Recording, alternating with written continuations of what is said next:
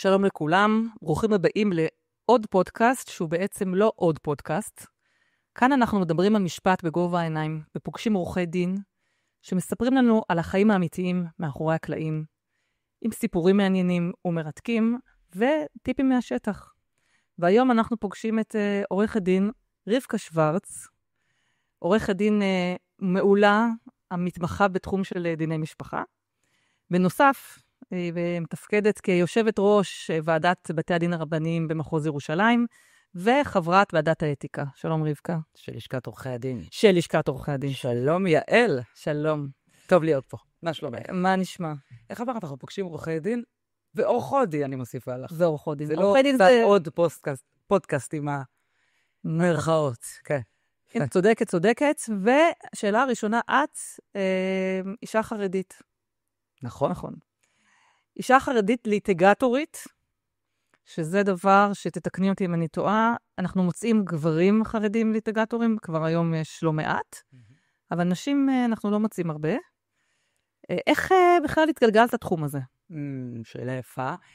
לא, אני חושבת שיש כן הרבה, אולי לא כליטיגטוריות, אלא בכלל עורכות דין, יותר ויותר עם השנים, המגזר החרדי יותר נכנס לתחום, שזה מדהים. ויש מקום לעוד, וזו הזדמנות לקרוא לעוד עם המרכאות שלך, עוד נשים שיכנסו לתחום, כי התחום הזה מדהים, מרתק, ובעיקר שליחות. יש לנו כוח ביד, בפה, ומקום לממש אותו. איך אני התגלגלתי אליו, וואו, את מחזירה אותי אחורה בשנים. אני בכלל לא תכננתי להיות עורכת דין. זה לא היה שם. לא... את יודעת מה עשיתי לפני שהוסמכתי במשך שנים? האמת שאין לי מושג. את נהנית לשבת פה עכשיו, כי אנחנו באות נקי. אנחנו מכירות שנים כבר, אבל נטו משפטי וכל השיחות שלנו הם התייעצויות בתיקים שונים, אבל יש היסטוריה, ואני בכלל לא באתי מהתחום הזה, לא מהעולם הזה, לא באתי מבית שבכלל אף אחד בו לא למד תואר כלשהו, לא רק משפטים. האקדמיה אצלנו לא הייתה, ועדיין לא. אני די יחידה בבית עם תואר, אני בת אנחנו 11 אחים ואחיות, אני באה מוויז'ניץ, בני ברק, בית יעקב, שם גדלתי, ולא הייתי בכיוון של משפטים או בכלל תואר כלשהו. מה עשיתי לפני? הייתי מדריכת כושר. כן, הייתי מדריכת כושר, למה שם כיוונת? וואו, כן. כן, הייתי מדריכת כושר מגיל 21 בערך ככה. זה מה שעשיתי. מאוד אהבתי כל קורס וקורס שרק היה אפשר בווינגייט, לקחתי, למדתי והייתי... עסקתי בתחום, אבל המתאמנות שלי, של חברות שלי עד היום, אני כבר לא עוסקת בתחום ההוא, אמרו לי, רבקה, את חייבת, לכי תלמדי משהו, תואר, כלשהו. עכשיו, זו הייתה בעיה בגלל שאין לי בגרויות, אני בוגרת ויז'ניץ כאמור, מה שהיה לי ללמוד זה הקמפוס החרדי, אז או משפטים או מנהל עסקים. חשתי שאני כבר מנהלת עסקים, היה לי גם חלום כזה לפתוח מכון כושר ומקום שיהיה לאישה, את יודעת, הדתית החרדית, עזבי, לא ניכנס לזה, זה אחורה. ואמרתי, טוב, אני אלמד תואר. זה לא היה קל, כי לא הייתה לזה הסכמה אצלי בבית פנימה, גם לא ניכנס לזה, זה היה לא רציני שהיה צריך להפוך לכן והפך לכן. והלכתי עם המשפטים, והתחלתי בשנה ראשונה, כמו כל סטודנטית נראה לי סוף סמסטר ראשון רציתי לעזוב, אבל עם הזמן נשבתי פנימה ללמוד, אני מאוד מאוד אוהבת. וכך מצאתי את עצמי, גם בשנה השלישית התחלתי ללמד באונו, ובהתמחות התמחיתי בפרקליטות המדינה. זאת אומרת, אם כבר, אז כבר עשיתי את המקסימום, את הטופ, ומצאתי את עצמי מגיעה לעסוק בפלילים. מלא תכננתי לעסוק בעריכת דין בכלל, עסקתי בפלילים, כך התחלתי את חיי כעורכת דין. 4 שנים עסקתי בפלילים. כשבמקביל הקמתי את המרכז סיוע לנפגעי ונפגעות תקיפה מינית במגזר החרדי, כך שלא... מן המיצר. מן המיצר, נכון. לא הצגתי עברייני מין, אבל כל שאר סוגי העבירות הצגתי כן. ומשם אני אגיד לך איך הגעתי למשפחה. את שואלת, רגע, את בפלילי, מה את עושה פה בכלל? למרות שיש קשר, אני שמה לב שיש קשר בין פלילי למשפחה, כי אני שואלת עורכי דין, אלה שעכשיו הוסמכו, במה תרצו לעסוק, ותמיד יש כאלה שעונים או משפחה או פלילי, ויש כאלה שעונים בשום, לא יודע מה, בשום אופן, לא משפחה ולא פלילי. צודקים. יש משהו זה יהיה הטיפ הראשון שאני אתן לך. לא משפחה ולא פלילים, אבל כמובן בהומור. אני אגיד לך, התחלתי בפלילים, והמשכתי התיק האחרון שלי שהעביר אותי למשפחה, אני אספר לך עליו בקצרה, ייצגתי גבר שהיכה את אשתו. והיכה את אשתו. מה זה היכה את אשתו? שבר לה את הצלעות. עכשיו, את יודעת איך זה בפלילים. את מייצגת עבריין, זה מה שאת עושה כשאת פליליסטית, וצריכה, יש לו זכויות, גם לעבריינים יש זכויות, ואת צריכה להוציא אותו במקסימום, אבל את יודעת שהוא פגע באשתו. אני לא יכולתי לישון בלילה. עכשיו, הצגתי אותו, עשיתי את המקסימום שלי, והוצאתי אותו, מה שנקרא, בטוב בשבילו, אבל המצפון שלי לא נתן לי לחיות עם זה, באמת, ולאחר שסיימנו, הוא קיבל איזשהו חודש וחצי עבודות שירות, משהו מאוד, לימים ההם זה די אפשרי, היום לא בטוח שזה יוצא בכזו קלות, אבל עזרתי להם להתגרש, זה היה מה שנקרא תנאי שלי להמשיך, ומשם עברתי מפלילי למשפחה, ומאז ועד היום, כל השאר היסטוריה, ומי שאומר לך שהוא לא רוצה לעסוק לא בפלילי ולא משפחה, אני יכולה לומר לך שמפלילי למשפחה, זה סוג של מן הפח אל הפחת, מצד אחד. את יודעת כעורכת דין למשפחה, זה תחום לא קל, רגשית. זה תחום שאין בו מנצחים, אף פעם. הם שניהם תמיד מפסידים, גם אם ההוא זכה ביותר רכוש, וגם היא זכתה ביותר מזונות, וגם אם זכו ביותר זמן עם הילדים. הלכה למעשה, זה תחום שבו כולם מפסידים. זה תחום שהוא כל כך כואב, אבל לצידו, שליחות אדירה, באמת לעזור לאנשים במקום של אין ברירה, והדרך מתפצלת, וצריך לצלוח את זה בשלום. אם לא מצליחים לעשות את זה בהסכם, אז יש מחלוקות שצריך ליישב אותם בבית משפט או בבית הדין, וזו שליחות. ואני מודה להשם קודם על השליחות הזאת. זה באמת גם סיפוק אדיר. מי כמוך יודעת? נכון. אני רק אגיד שמי שמפסיד בדרך כלל, או תמיד, זה בעיקר הילדים. תמיד. וזה באמת משהו שלא תמיד הוא נמנע. אפשר לדעת ולהגיד את זה. נכון. יש הרבה מקרים שמתגרשים בטוב, ועדיין הילדים מופסדים, וזה לא... נכון. ברור שככל שמתגרשים יותר בטוב, אז הסיכוי שהילדים ייפגעו, הוא כמובן יורד. תראה, היחידים שמרוויחים בתחום הזה זה עורכי הדין, נתחיל בזה. והמפסידים זה הילדים, זה נכון, אבל כן אם מסיימים את זה בשלום, לא אחת. הילדים מרוויחים כי ילדים שחיים בצל מחלוקות ובצל מריבות, ובצל נשארתי בשביל הילדים, הם מפסידים. לא, זה ברור. זה להפריד כשצריך, נכון. וכמה שיותר לנסות בדרכי שלום, ואם אי אפשר, אז אנחנו פה. אנחנו פה, כן. אנחנו פה גם כמגשרים, אבל נכון. זה מגשרות, נכון. ומנסות להגיע להסכמים בתיקים, גם כאשר באמת זה מתגלגל לבית משפט. נכון. אני חושבת שהתיק שהגעתי בו להסכם, ממש בדקה ה-90, היה כבר אחרי הסיכומים. כבר הגשנו סיכומים, כבר זה היה ממש לפני פסק דין, והצלחנו להגיע להסכם. אף פעם לא עבוד. כן. גם כשאר מאוחר, ונכון. וצריך לנסות, אבל לצערנו לא תמיד מצליחים. נכון. ובאמת זה מצער מאוד להגיע למקומות האלה. וככה, רציתי לשאול אותך, בתור אישה חרדית, כשאת מופיעה בבתי הדין הרבניים. אז קודם כל, מצד הרבנים הם מסתכלים, איך את חושבת שהם בוחנים אותך? את באה כאישה חרדית, זה לא משהו רגיל שהם נתקלים בו. יש איזשהו יחס אחר, את חושבת שאת מקבלת? אני חושבת שהיחס של בתי הדין הוא מדהים ככל שהשנים עוברות, אני רואה את זה יותר ויותר. היחס לנשים גם כעורכות דין וגם לנשים כבעלות דין. מיתוס כזה שמסתובב, שהיחס של בתי הדין לנשים הוא יחס משפיל, מבזה, את מכירה את זה בטח, את גם קוראת ברשת כמוני, בפועל, אני לא רואה את זה, לא רק שאני לא רואה את זה, אני יכולה לומר שהיחס של בתי הדין היום יותר, לא רוצה לומר יותר טוב, אבל לא אחת עולה על היחס של בתי המשפט לנשים, באמת. וזה מיתוס שחייב להישבר. אני נהנית מכל פעם שאני עולה במדרגות הרבנות, את יודעת, רוקדת על מדרגות הרבנות, אפשר לומר עליי, ואני חושבת שאפשר לומר שהם מתייחסים בצורה מדהימה, גם אלינו כמייצגות, וגם לבעלות דין, וצריך לומר את זה. זה הפוך ממה שחושבים. ואת לא מרגישה שיש איזשהו דווקא עם זה שאת חרדית ואת מגיעה מהתחום? אני יכולתי, היו בעבר, היום כבר, את יודעת, קצת מכירים אותי בבית הדין, אז כבר אין את המקום הזה, אבל בתחילת דרכי אני זוכרת שהיה, לא נזכיר שמות, הופעתי בבית הדין הגדול, והוא כבר לא דיין היום, אבל הוא היה זוכרת ציינתי איזשהו, ציטטתי, מתוך איזשהו מסכת בגמרא, מסכת מכות, וציטטתי את הגמרא, ואז הדיין עוצר ואומר לי, את יודעת גם להגיד, זאת אומרת, כאילו בהלם, מה אמרתי? את יודעת גם לומר באיזה דף ועמוד זה? והרגשתי שזה לא היה נעים, וזה גם לא היה במקום, וזה גם היה מיותר, אז היינו באמצע. אז אמרתי, לא יודעת, אני אישה. זה היה בשביל ההומור, אני סומכת על בית הדין שידע לעשות את זה לבד. זה היה לפני המון שנים. אני לא נתקלת היום ביחס הזה של כאילו, וואו, מאיפה את יודעת מה כתוב באבן העזר? כן, אני יודעת. לא רק יודעת, פורחת. כשאנחנו צריכות לצטט, את יודעת, את ההלכה, ואת הגמרא, ואת המשנה, ואת המקורות ראשונים ופוסקים, אני שם פורחת, ואני רואה שמכבדים את זה מאוד, מאוד. הוא אמרתי לך, בתחילה אולי ראיתי, אבל היום, ממש ממש לא, השינוי שעובר בית הדין הוא מדהים. מדהים ולטובה. יש עוד מה לשפר. לא, אז היא תמיד נזכרת במיתוסים הכי קיצוניים שהיו, ועדיין אני שומעת אותם, כשמגיעים זוג לסידור גט, יש תמיד לנשים איזושהי חוויה שהם, לפני שהן מגיעות, הן בטוחות שהן הולכות להגיע למקום שבו יזרקו עליהם נעליים. כי יש בלבול גדול בין חליצה לבין סידור גט.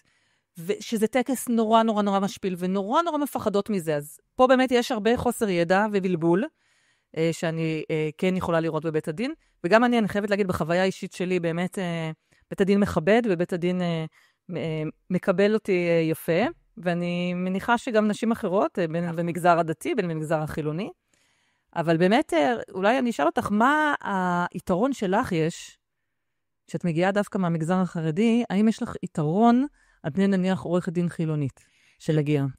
אני חושבת שקודם כל, בתוך עמי אני יושבת, כן? אני, במשמעות שנתנו לזה, לא המשמעות המקורית. אני באה מהמגזר, כשאני מייצגת מהמגזר, ובאמת, רוב הלקוחות שלי הם מהמגזר, והיתרון הזה שאני מבינה את השפה שלהם, וזו שפה תרבותית. לא יידיש, למרות שיחרד או יידיש, אם את רוצה שאני אנהל את זה גם ביידיש, אבל לא מהמקום הזה, אלא בשפה תרבותית, שהיא אחרת, שהיא שונה. אנחנו רואות את זה גם כשאנחנו מייצגות לא חרדים, או כשאנחנו מייצגות חרדים, השפה שונה. התיווך שלנו, כחרדיות או דתיות, ללקוח, את מה שקורה בבית הדין, או בבית משפט, ולהפך, התיווך לבית משפט, או לבית הדין של מה שאנחנו מביאות איתנו בתיק עצמו, כשאנחנו חיות את זה וחוות את זה ובאות מהמגזר הזה, יש לנו יתרון על פני אחרים. גם ביחס ללקוח. הלקוח, אני מסבירה לו בשפה שלו את מה שקורה שם. וגם ביחס בכיוון ההפוך. לא אומר חלילה, שעורך דין לא דתי, או חרדית, לא יוכלו לתווך ללקוח החרדי את מה שקורה. לפעמים להפך, לפעמים עדיף להם מישהו שהוא מבחוץ, כי לא נעים להם, בסוף הם מביאים פה לא נעים לומר, חדר המיטות שלהם, כן? אז עדיף לי מישהו מבחוץ. אבל כן, אני רואה את היתרון הזה, זה משפיע משמעותית גם על ההליך עצמו. עזבי את ההלכה, או את החוק, או את התקנות שאנחנו עובדות איתם, אלא ההליך עצמו, כשאדם מבין יותר למה הוא נכנס, ומה קורה מסביב, הוא מתנהל נכון יותר, וזה כשיש לנו את ההבנה התרבותית ממנה גדלנו שנינו. אז אני רואה את זה בתיקים שלי, ובאמת, אני יכולה לומר, 95% מהלקוחות שלי הם מהמגזר. כן, אבל דווקא מעניין אותי 5%. לא התיווך של הלקוח, כן. אלא דווקא מעניין אותי במקרה שנגיד מגיע מישהו שהוא לא באמת מהמגזר החרדי. אני שואלת דווקא, האם יש לך, נגיד בבית משפט, אין לך יתרון. נכון. אנחנו כולנו שווים. נכון. ובבית הדין יש משהו בסופו של דבר, בשפה שבית הדין מדבר, בתרבות שבית הדין מייצג. וניתן לך רק דוגמה. נניח נושא של טובת הילד. אוקיי?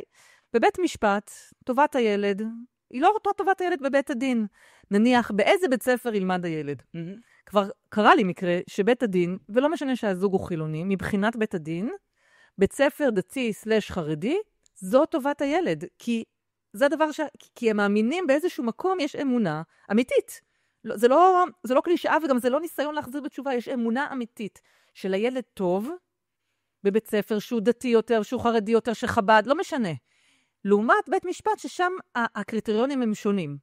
אמיתית, בגלל שבאמת מדובר בשופטים שמגיעים ממגזר כל מיני, מול רבנים שמגיעים מהמגזר רובם החרדי, ולכן תפיסות עולמם הן שונות. השאלה אם כאן במקום הזה, בהבנת ההרכב, בהבנת השפה, בהבנת השפה ההלכתית, שזו שפה שמדברים בבית הדין, האם יש לך איזשהו יתרון, או שאת אומרת, גם עורך דין חילוני, זה בסדר, הוא יקרא קצת, הוא ילמד, הוא יסתדר עם השפה. לפני שאני אענה לך על היתרון שלי, או שלך, או של כל אחד מאיתנו, אני כן רוצה לגעת בדברים שציינת פה קודם.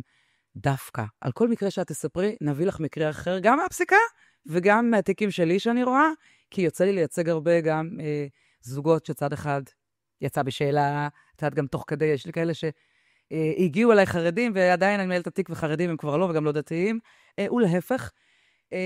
על כל מקרה שאת תספרי לי בבית הדין, שבית הדין פעל, אני דווקא לא רואה את זה כך, שטובת הילד היא החינוך דתי, ואני דווקא רואה שבית הדין, ואני יכולה גם, איזה בתי דין? זאת אומרת, מקרים שטיפלתי בהם, שבית הדין התאים את הסיטואציה למשפחה הספציפית שעומדת מולו.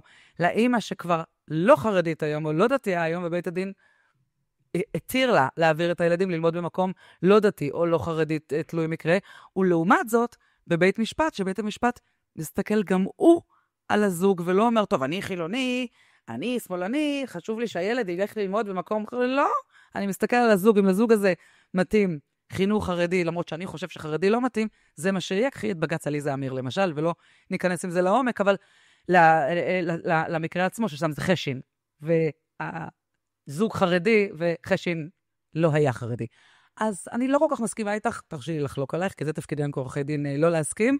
בית הדין, אני בעיניי רואה שבית הדין בעניין טובת הילד, רואה את טובת הילד כמו שבית משפט רואה את טובת הילד. איפה בית הדין? לא רואה את זה עין בעין עם בית משפט? כשההלכה לא רואה את זה עין בעין בבית משפט. וזה למשל בעניין המזונות, שאם נמצא זמן, אנחנו חייבות לדבר על זה. זה רגע לפני, אבל היתרון, אני רק אשלים לך, היתרון כשהמצב הוא הפוך, כן, לתווך ללקוח הלא חרדי, את מה שקורה בבית משפט, אפילו רק בשביל להוריד לו את החשש, בבית הדין, סליחה, להוריד לו את החשש, עכשיו תהיה פה כפייה דתית, הם נכנסים, תשמעי, נכנס אדם חילוני לבית הדין, ורואה 3 דיינים עם זקן, או עם כיפה גדולה, או עם הכובע המבורג, והפרק, את יודעת, ומרגיש שהוא נכנס לאיזושהי סצנה של היהודים באים, או של זהו זה, זה נראה לפעמים כך, כן? לא לפעמים, אז זה כך נראה. זה נראה כך, בדיוק. וגם האווירה, שהיא לא האווירה של בית משפט, שהכל by the book, והתקנות, והכל ברור, ואת יודעת, וכולם גברים, וכולם גברים. אז שם יש את היתרון של לתווך להם. מה שקורה פה, זה לא מפחיד. זה לא שמישהו נגדך עכשיו. אני עוסקת בלהוריד להם את המסך של החשש הזה? כן, יש יתרון. כי יש דרך לוותר על הצד השלילי, ולא רק לראות החיובי, כי לא תמיד הכל חיובי, אבל להוריד את המיתוסים, ולהוריד את כל הדעות הקדומות של מה קורה כשנכנס, זה לא זהו זה, זה נראה כמו זהו זה, זה לא יהודים באים, זה נראה כמו יהודים באים, ואיפה זה יכול להיות טוב לך או לך, גם אם לא דתי ולא חרדי, ותקשיבי, כולם מתגרשים, כל מי שבא להתגרש, חייב להתגרש בבית הדין, מה שאומר שהרבה מאוד לא דתיים ולא חרדים, רק יהודים, כן, אבל חילונים, מופיעים, מתדיינים, נכון, בבית הדין, אז אין ברירה. אבל הם יפגשו את בית הדין, רק הרבה פעמים בעניין הגט. הם לא יפגשו בעניין הילדים שלהם, בעניין החלוקת שהות של הילדים שלהם, בעניין בתי הספר. ודווקא זה מעניין אותי לשאול אותך, כשמגיע לך תיק משמורת, אם באמת, לדעתך, בית הדין, אין הבדל מבחינת טובת הילד וכולי, את תיקי המשמורת שלך את פותחת תמיד בבתי הדין? תראי, קודם כל, תביעת גירושין, אם אנחנו מגישים תביעת גירושין, כרוכה. לא רק הסדרי רגע, אני אברת אותך שנייה, אני מסבירה שבבית הדין הרבני אי אפשר להגיש תביעת משמורת לבד, ואני אקדים ואומר את זה, אלא תביעת המשמורת צריכה להיות כרוכה לתביעת גירושין. נכון. מגישים תביעת גירושין, ואליה כרוכים את כל העניינים שכרוכים בגירושין, כמו מזונות אישה, משמורת, והיום גם מזונות ילדים, נגיע לזה. נכון. את כל הדברים האלה כרוכים יחד, לעומת זאת בבית משפט, אפשר להגיש רק תביעת משמורת, רק תביעת רכוש, אפשר להגיש דברים בנפרד. אז רק את ההקדמה הזאת אני אגיד שנניח והגש תביעת גירושין. אז אני אגיד לך. האם בהכרח שאת כורכת את כל העניינים תמיד, ואת הולכת לבית הדין, או שיש מקרים שבהם את בוחרת ללכת לבית משפט, כי אני מרגישה שאת מאוד מאוד מוכוונת הדין? מאוד מוכוונת לבית הדין. אני יכולה להגיד על עצמי, להעיד, שזה תלוי במקרה. נכון. אני מסתכלת, מה עדיף עכשיו? אם תגידי לי, אני מייצגת אישה חילונית, והגבר הוא חרדי, לצורך העניין, כנראה שתביעת המשמורת, אני לא אגיש בבית הדין הרבני, עם כל טובת הילד וכל זה וכו' וכו', עדיין אני מעדיפה ללכת על בטוח וללכת לבית המשפט בעניין הזה. תראי, קודם כל, אני לא אוהבת להשתמש במילה משמורת. הסדרי שהות. משמורת יש לשני ההורים, גם עם הילדים רק אצל אבא אחד. אז הסדרי שהות, אחריות הורית וחלוקת שהות, זה החזקת ילדים, ואיך שלא נקרא לזה, זה כרוך מעצם טיבו וטיבו בתביעת גירושין. כלומר, אם אני אכן מגישה הסדרי שהות לבד, אני אגיש את זה בבית משפט. אם כבר הגשתי בבית משפט, ובסוף גם אנחנו הולכים להליך גירושין, נגיש לבית הדין גירושין, או כתובה, או מזונות, מה שזה לא יהיה, והסדרי שהות מתנהל בבית המשפט. כן, אני מעדיפה לנהל הכל באותו מקום, אם אני יכולה, ואם זה נכון, כמו שאמרת, מאוד נכון, יעל, תלוי מקרה. אם זה נכון לזוג הזה, ולא בגלל שהם חרדים או לא חרדים, לא בגלל זה. אם נכון לזוג הזה לנהל את כל ההליכים בבית הדין, שזה משהו שאגב נכון לרוב הזוגות. הכל, מה שנקרא, one family, one judge, one family, one rabbi, במקרה הזה, תביעת גירושין כרוכה, הסדרי שהות, מזונות, רכוש וכולי, כל מה שיש שם. אבל לא תמיד. אם אנחנו מייצגים, למשל גבר, ואנחנו רוצים להגיש את המזונות בבית משפט, ואישה נגיש בבית הדין, וזה גם לא בהכרח בית הדין בבית משפט, כי גם תלוי מי השופט ומי הדיין, את יודעת. זה כבר לא רק כותרת שבית משפט יותר טוב לגברים, ובית דין יותר טוב לנשים, תלוי מי השופט, תלוי מי הדיין, כל מקרה לגופו, ואני מנהלת תיקים בבית הדין, לידיעתך סתם התיק שזוג שאני מייצגת אישה, לא דתייה בכלל, והוא זה שהגיש נגדה תביעת גירושין, וקרח אליה הכל לבית הדין. הכל מתנהל לבית הדין, כך רצה ההוא, אני לא יודעת איפה זה היה לו טוב ונכון, אבל אני מה שנקרא נצבעת, באתי והכל מתנהל בבית הדין. כן, כדאי, לדעתי, נכון יותר לצדדים ולילדים, שהכל מתנהל באותו מקום. אבל, אם אנחנו מכירים את הסיטואציה, ואנחנו אומרים, טובת הילד לא תהיה פה בבית הדין, אנחנו נלך לבית משפט. או טובת הילד לא תהיה בבית משפט, כי אנחנו יודעים שזה שופט או דיין, שלוקח לו המון זמן עד שהוא נותן החלטה, ואנחנו רוצים כאן ועכשיו החלטה של אצל מי יהיו הילדים. יש דיינים, אתה יודעת, שזה לוקח אצלם שנה עד שניתנת החלטה. ויש שופטים שהמון זמן לוקח עד שניתנת שם, עד שזז משהו, יעל, לא נזכיר שמות, אבל זה קיים. אז אנחנו אומרים, אוקיי, בנקודה הזאת, כשאנחנו כבר יודעים איפה מתנהל מה, אז אנחנו נבחר ערכאה אחרת. אבל זה, למשל, לקח דוגמה של הסדרי שהות. אני חושבת ואני אחזור, אני חושבת מבחינת הסדרי שהות בגדול. שוב, תלוי מוטב, תלוי שופט, תלוי דיין. בסופו של דבר, שניהם ממנו עובד סוציאלי. שניהם, העובד סוציאלי זה אותו אחד שיפנו אליו בבית המשפט או בבית הדין. שניהם יקבלו תזכיר ויפעלו או לא יפעלו לפיו.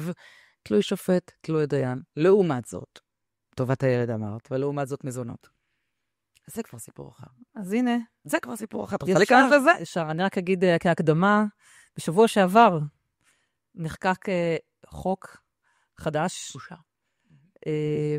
שקבע שבתי הדין הרבניים רשאים לדון בענייני המזונות הילדים, וניתן לכרוך בעצם את מזונות הילדים לתביעת גירושין.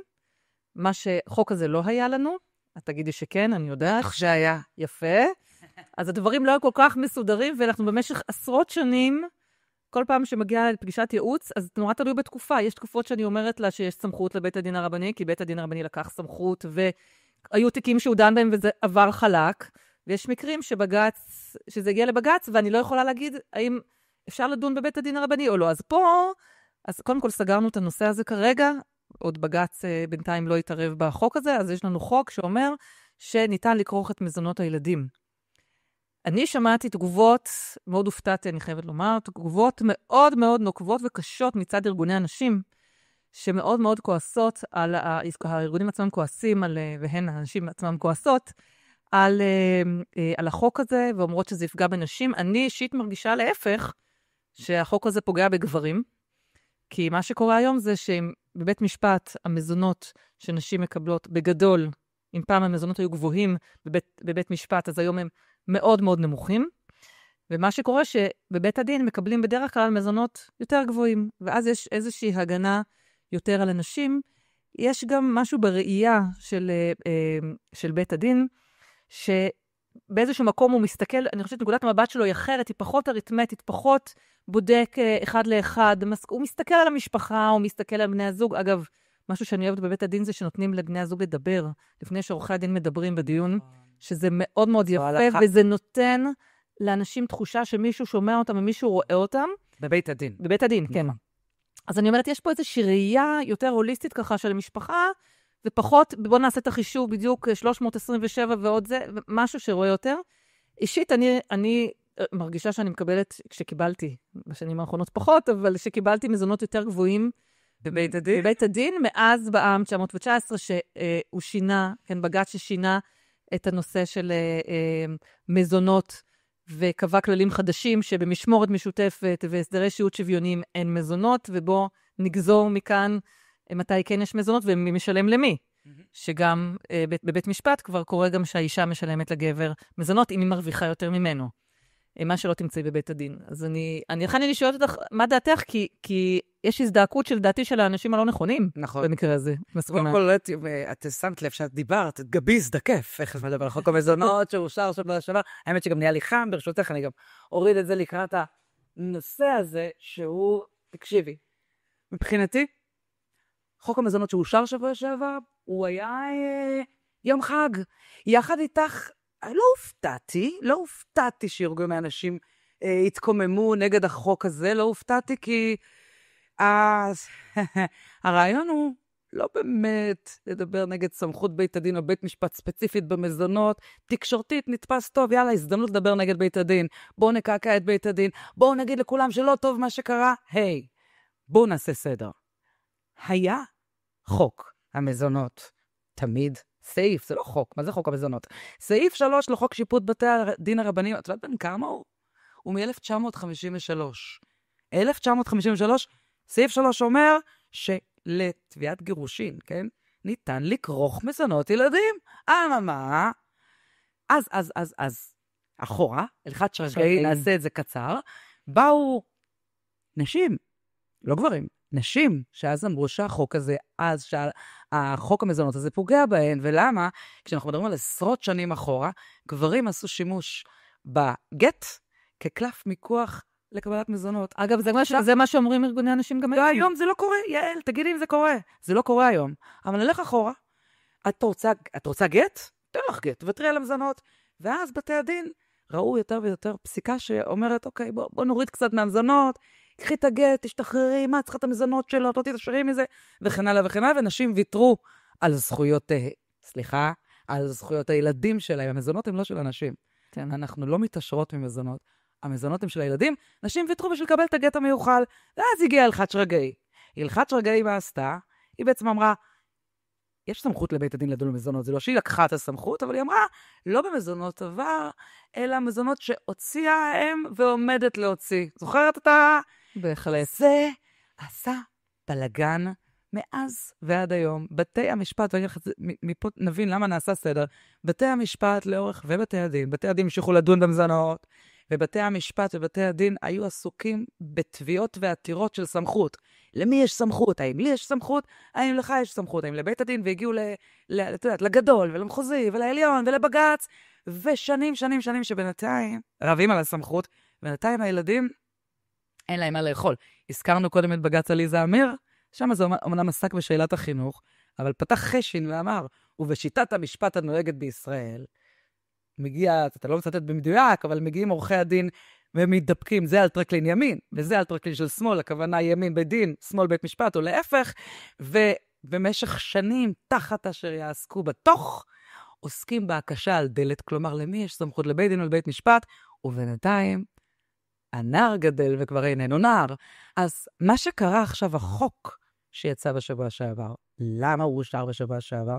כי לפני כמה חודשים, פברואר, בג"ץ קבע שהלכת שרגאי לא רק שהיא עומדת על מקומה, מרוב כל כך הרבה תביעות ועתירות, שנקרא נמאס להם, בג"ץ קבע שאי אפשר לכרוך מזונות לתביעת גירושין. עכשיו, מי הגיש את העתירות? בוא נשאל אותך, מי הגיש את העתירות? בהלכת שרגאי אמרנו נשים הגישו. מי הגיש את העתירות שבעקבותן ניתן בג"ץ האחרון? ברור שגברים. ברור שגברים. כי גברים לא רוצים לדון בבית הדין. למה הם לא רוצים לדון בבית הדין? כי בבית הדין דנים על פי ההלכה. והפתעה, שאותך אני לא אפתיע, אבל את המאזינים שלנו אולי כן. שגם בבית המשפט אמורים לדון לפי ההלכה. לא אמורים, דנים על פי הדין העברי, על פי הדין האישי. אנחנו במדינה יהודית ודמוקרטית, וגם את המוסלמים, גם להם דנים לפי הדין השרעי עד גיל מסוים, אבל אנחנו נדבר על מדינה יהודית ודמוקרטית גם בבית משפט. וגם בבית הדין עד גיל 6, דנים לפי הדין העברי. מגיל 6, דין צדקה. ובעם 919 שהזכר, כשזה הסדרי שירות שוויוניים, ושילדים מעל גיל 6, וכשיש פער, נגיד האישה מרוויחה יותר, בבית המשפט, מעל גיל 6, היא עשויה לשלם מזונות לאיש. בבית הדין, היא לא תשלם מזונות, ושם נמצא ההבדל. אני לא מסכימה איתך שיש הבדל בגובה המזונות כשהנתונים זהים בשני המקומות. בית הדין לא קובע מזונות כאלה גבוהים, ובית המשפט גם לא. ולפעמים בית המשפט יפסוק יותר, לפעמים בית הדין יפסוק יותר, כי מה אמרנו קודם? תלוי שופט. את יודעת, אני זוכרת שהיה פעם הייתה לפני כמה שנים השתלמות שהשתתפו בה, שירה דרורי עשתה את זה בלשכה, השתתפו בה השופט שילה, שהם במחוזי, הרב רלב"ג, רב בית הדין בירושלים, השופטת בן דור, היו שם מספר שופטים ודיין, והביאו לכל אחד מהם קייס במזונות. רצו לראות איך כל אחד מהם, אנחנו היינו עורכי הדין המשתתפים, יכול להיות שגם את היית שם. אני הנחיתי את אחד מהפאנלים. תנחית, בבקשה, את רואה על מה אני מדברת. עברו שנים מאז, נחרד בזיכרוני. הלכו השופטים והדיין, וכתבו פסק דין כל אחד. האם הייתה הלימה לא בין השופטים לדיין, אפשר לומר, דיין לפי ההלכה, שופטים לפי החוק, יקירתי, לא היה פסק דין אחד זהה. לא שילה היה כמו בן דור, לא בן דור היה כמו רלב"ג, לא היה, כל אחד עושה משהו אחר, ולכן זה תלוי שופט, תלוי דיין, גברים שחושבים שבבית המשפט הם לא ישלמו מזונות. אחי, אתה טועה. אבל מה שכן, נשים לא ישלמו לעולם מזונות בבית הדין, אלא אם כן יעבור הבג"ץ, שמנסה להכפיף את בית הדין לבעם 919, ואז הכל יהיה שוויוני. אבל אם בלבלתי פה את הציבור, אני אומר לציבור, שעד שאושר השבוע שעבר החוק, כולנו היינו מבולבלים במשך 60 שנה, אם לא יותר. כן, נכון, זה מה שדיברתי, שזאת הייתה הבעיה שבאמת לא יכולת להגיד, לא יכולת לדעת. לא יכולת לדעת. אם אפשר או אי אפשר. יש סמכות, אין סמכות, יש הסכמה, אין הסכמה. עכשיו, יש ודאות. ופה, לציבור נגיד, אם את מגישה תביעת גירושין כרוכה לבית הדין, ותקרחי אליה מזונות, שם יידון המזונות. אם את מגישה לבית המשפט תביעת מזונות, שם יידונו המזונות. אי אפשר להגיש לבית הדין תביעת מזונות בלי. כן, לא, נכון, דיברנו באופן כללי שאי אפשר להגיש, אני אגיד לך מה. אי אפשר לקפוץ באמצע למקום אחר ולהגיד אין סמכות. יש סמכות, ואת יודעת מה, אם את אישה, תודה לקל, אלא מה? אנחנו לא מייצגות רק נשים. וכן, אנחנו מייצגות גם גברים, ואז אנחנו יכולות לבחור אם אנחנו ראשונות, ואם אנחנו הגשנו את היישוב סכסוך, נבחר בחוכמה בין ערכאה לערכאה, וטוב שיש לנו בחירה. ככה אני רואה את הדברים. לא דווקא בית הדין, לאו דווקא בית משפט. טוב, וברוך השם, שאנחנו חיים במדינה יהודית ודמוקרטית, שבה יש לנו את הבחירה, אם ללכת רק לפי ההלכה, יש גם גברים שמעדיפים לשלם, העיקר להיות לפי ההלכה, או ללכת רק לפי החוק, או לבחור איפה נכון, וזה בסדר, קוראים לזה זכות בחירה, וזה יפה. תגידי, רבקה, יש לך קו אדום? וואו, ודאי שיש לי קו אדום. את מי לא תייצגי? אני לא אייצג סרבני וסרבניות גט נקודה.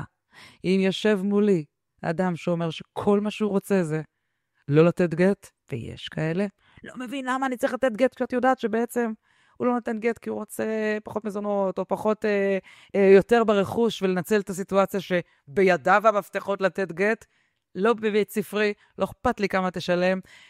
מאידך גם נשים שאת יודעת לפחות בשנת 2023 לא בדקתי את הנתונים של 24, יש יותר סרבניות גט מסרבני גט. שוב, כטקטיקה להרוויח יותר ברכוש וכולי. תשב מולי אישה ותגיד לי, אני לא מוכנה לקבל את הגט, לא מעניין אותי מה, אני מנהלת תיק, יש לי מחר דיון הוכחות, בתיק שבו כולם סביב יודעים שהאישה הזאת תמיד רוצה להתגרש, אבל היא טוענת לשלום בית ומורחת אותנו המון זמן, לא מוכנה לקבל את הגט. אבל לא מייצגת נשים כאלה, נקודה אומרת לכם כאן.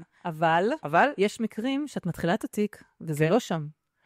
ואז באמצע התיק, הלקוח שלך פתאום אומר, הוא לא דיבר על זה קודם שיש בעיה. הוא מבחינתו ייתן גט, אין בעיה, ומתחילים את התיק, ומנהלים, ובבית משפט נניח אפילו, כי זה עד שזה מגיע לבית הדין עם התיק של הגירושין שפותחים שמה, והוא אומר, לא נותן גט. את באמצע התיק. אני אעזוב את התיק. אני לא מייצגת סרבני גט, היי לכולם, ולא מייצגת סרבניות גט, ואני שמחה שעל פי הנתונים, אין כל כך הרבה סרבני וסרבניות גט. שם שתבינו, סרבני גט זה לא שלגבר שאומר לה, לא אתן לך גט שכחי מזה, אלא גבר שחויב בגירושין ולא מוכן לתת. מי עוד אני לא אייצג? אני לא אייצג הורים הנקרים. אני מייצגת נגד סרבני גט המון או נקרא להם סמי סרבני גט, כאלה שעוד לא חויבו בגט ומכריזים קבלם ועולם אני גט לא אתן, ומייצגת נגד הורים מנקרים. אני לא אייצג אם מנקרת. מה זה אומר אם מנקרת? אם שמסיתה את הילדים שלה נגד האב, ולא מאפשרת לו לראות את הילדים, וגם לא יודעת לספר לי למה. לא מדברת על מקרים של, כי האדם אלים, והוא פוגע בילדים, אלא אני חושבת שאני טובה יותר ממנו, את מכירה אותם? כנ"ל, אני חושב שאני טוב יותר ממנה, לא מייצגת מנקרים. איפה, אם את שואלת אם זה קורה באמצע ואת מגלה את זה תוך כדי תנועה, אני עושה את המקסימום. מנסה לעשות את המקסימום, להחדיר בהם חוכמה, להסביר להם למה זה לא טוב לו. לא טוב לך להסית נגדה, לא טוב לך לתקוע אותה בלי גט, אתה תוקע רק את עצמך, כל החיים לפניך. אני מנסה לכוון את התקשורת ביניהם, לא אחת אני מוצאת עצמי, מכתיבה להם הודעות לצד השני, כדי שהשיח ביניהם, לפחות בכל הקשור לילדים, יהיה רגוע יותר. אני מנסה לסייע, להוריד, את יודעת, להחדיר חוכמה בלב הלקוחות. אבל כשזה לא מצליח, והם מתעקשים עקשנות שפוגעת, סתם, ללא סיבה בצד השני, לא אייצג אותם. ולא אכפת לי כמה ישלמו. זה קו אדום מבחינתי, נקודה. תגידי, יש לך מקרה שזכור לך שאת עם תחושת סיפוק מטורפת, שאת ממש מרגישה שאת גאה בו? זה שופק שטיפלת בו? יעל, קודם כל אני רוצה לומר לך. איך זה יישמע? אני מרוצה בכל תיק ותיק שלי. כולל לתיקים בהם לא הצלחתי. אנחנו לא מלאכים, ואנחנו לא AI, ואנחנו לא תמיד מצליחים, וגם לא תמיד בצד המוצלח. כמו שאמרנו, גם אין מנצחים באף צד. כן, אני מרגישה הצלחה so called, גם באלה שלא הצלחנו בכל תיק ותיק ותיק. אני אוהבת להפוך את הלא שקרה, את הכישלון so called שקורה בתיקים, ולהפוך אותם להצלחה. ככה אני גם נותנת להם תחושה של הלקוח, לא שאני הצלחתי, אלא שהוא הצליח. גם אם איפה שנראה לו שלא יצא כל כך טוב. אנחנו אומרים, מברכים ברכת המזון, ואנחנו אומרים, בלי לשים לב אפילו, אני אגיד לך את זה בלשון הקודש שלי, או להגיד לא בלשון הקודש, בעברית. כתוב, והרווח לנו מכל צרותינו, נכון? ונעלת צריכנו, לא לידי בטנה בשר ודם וכו' וכו'. אז הרי מדובר בכלכלה, בפרנסה, אז מה זה הרווח לנו בכל צרותינו? תן לנו, תרווח לנו במקום הצר שלנו, זה הפשט. אני מסתכלת על זה אחרת. בכל צרה שמגיעה לנו, תעזור לנו לראות את הרווח שיוצא מזה. ויוצא. אני רואה את זה לאורך כל הדרך. גם במקרים כאלה רצית לשמוע בטח סיפור, ולא את הסיסמאות שאני נותנת לך פה, ואני אתן לך סיפור אם יישאר לנו זמן, אבל גם בכל מקרה שבו, למשל, היא הוציאה נגדי צו הגנה, וואי, מה אני עושה עכשיו, וזה לא נכון, היא אמרה שאני אלים, ושאני רע, וכל מה שקורה כאן לא נכון, ואז אני אומרת לו, אוקיי, בוא נראה איפה אנחנו מוצאים מזה את הטוב, יש לך צו הגנה, אני יכולה עכשיו לבוא לבית המשפט, ולהראות שכל מה שהיא אמרה לא נכון, וידחו את הצו הגנה, יבטלו אותו, והיא גם תשלם הוצאות. מה נשאר? אתה ממשיך לחיות במצב שבו מישהי שרצתה להרחיק אותך, מה אתה רוצה שיקרה לה? אז הוא אומר, מקרה, אגב, שהיה לא מזמן, מילא רציתי לסיים את הדבר הזה, ומילא רציתי, אבל לא יצאתי מהבית עד שאני יודע מה קורה עם הילדים. אמרתי לו, אוקיי, אז נבוא לבית המשפט, ונגיד, בדיוק מה שאמרת עכשיו, ומה שקרה בתיק הזה, עוד לפני שיש תביעה, לפני שיש הכל, במעמד של צו הגנה, שלא היה לו שום סיכוי, הגענו להסדרי שירות מסודרים וברורים, הפרדת מגורים, מכאן ועד גיל 18. יצא רווח מהצרה? יצא רווח מהצרה. חסכת תביעות? חסכת הסכמות. הסכם מאושר על ידי בית המשפט. חסכנו תביעות? חסכנו. או מקרה אחר שבו בא שוב אישה ומוציאה צו עיכוב יציאה מהארץ, כמה קל לנו לעשות את זה? מה הדבר הראשון שאנחנו עושות שאנחנו נכנסות לתיק? צו עיכוב יציאה מהארץ. כמה זמן לוקח לבית הדין להוציא את זה? חצי שנייה. כן, לא תמיד. תלוי מה את מייצגת. אבל אני באה לומר לך, כמה קל להוציא צו עיכוב יציאה בבית הדין, נכון? ואז בא אליי בן אדם, מה צו עיכוב יציאה? יש לי טיסה לחול שבוע הבא. מה זה צריך להיות? איך אני... שנייה. מה היא כתבה? למה היא רוצה נגדך צו עיכוב יציאה מהארץ? היא כותב, מה תמיד כותבים? תגידי, גינוי, חשש שיגון. כמה שנייה לוקח? כי חשש שיגון, אנחנו ניקח אחריות. מה אתה רוצה שיקום? הוא אומר לי, אנחנו כבר לא חיים ביחד במילא. אמרתי לו, אתה מתכוון להגן אותה? הוא אומר לי, אני? שתבוא עכשיו אני אתן לגט. לא מצוין. וזה מה שנגיד, ואנחנו קובעים דיון ראשון, בלי תביעת גירושים, בלי שום דבר, עומד הבן אדם ואומר, אני אגן אותה? אני עכשיו, היא רוצה גט עכשיו. אמרת אותו, אז אני אומרים לה, את רוצה גט? במקום, עשו גט, חסכו תביעת גירושין, חסכו תביעת, את יודעת, כל הליכים ושדיברנו עליהם קודם, לרווח בתוך הצרה. זה בסיפורים ה-so-called קלים. וואי, סיפורים המקרים שבהם ייצגתי נשים שהנשמה יצאה להם עד שהם קיבלו גט. מקרים שהיה נראה שלעולם לא התקבל גט. היה לי מקרה של אישה שהייתה נשואה לסכיזופרן. אבל הוא לא היה מאובחן. לפחות כך היא חשבה. אחרי שהם נפרדו, היא גילתה שהוא היה מאובחן, אבל זה הוסתר ממנה. והוא היה הייתה לו איזושהי התפרצות של המחלה, והוא היה, שמעי, הוא פירק את כל הבית. הוא פירק את הבית לא כי הוא אדם אלים, אלא כי הוא היה בטוח ששמו לו מצלמות. הוא היה בטוח שהשכנים עוקבים אחריו, והוא היה בטוח שהיא עוקבת אחריו, איפה שהוא הולך, היא שמה לו כל מיני האזנות בחפיסת סיגריות, אל תשאלי. הוא פירק את הבית. אני זוכרת שהסתכלתי על התמונות של בית שבור, ואני אומרת לה, עכשיו את באה, היא מה חיית פה? באה לי לפקוד עכשיו כשאני רואה את זה. והגענו לבית הדין, והוא לא מוכן לתת גט. לא מוכן לתת גט, ואנחנו צריכים לנהל הליך הוכחות, לחקור אותו קשה, הבן אדם חולה. וככל שהזמן עובר, הוא גם לא מוכן, הוא מתברר שהוא לקח כדורים והוא הסתיר. הוא לא לוקח את הכדורים כי הוא בריא. ולא היה עם מי לדבר בכלל, וחקרתי אותו, והוא חקר. עורך הדין שלו חקר אותה, והיה פה הרבה מאוד דיוני הוכחות כדי להוכיח כמה היא סבלה, והוא חויב, לקח המון זמן. זה היה אצל דיין שלקח לו הרבה זמן לתת פסק דין, והוא חויב בגירושין. וכשסוף סוף הוא חויב בגירושין, הוא לא מוכן לתת גט. הוא לא מוכן לתת גט, ולא עזר שום דבר, וניסיתי להביא את אבא שלו לדיון, כדי שבית הדין ישפיע עליו דרך האבא, לא הלך. האדם הזה, בית הדין, סוף סוף אחרי המון זמן, קבע שהוא נכנס לכלא. וביום שבו הוא נכנס למעצר, למחרת הוא הגיע לבית הדין עם השלשלאות, ונתן גט. ופה אני מצטרפת אלייך בשאלה, למה לא יכלו לתת את ההחלטה הזאת הרבה זמן קודם?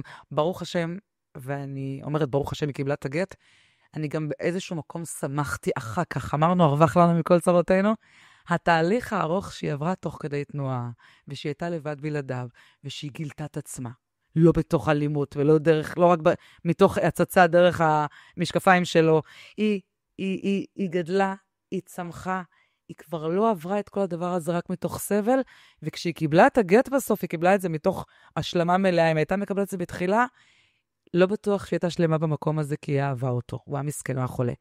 אז באיזשהו מקום, הימשכות ההליכים עזרה לה.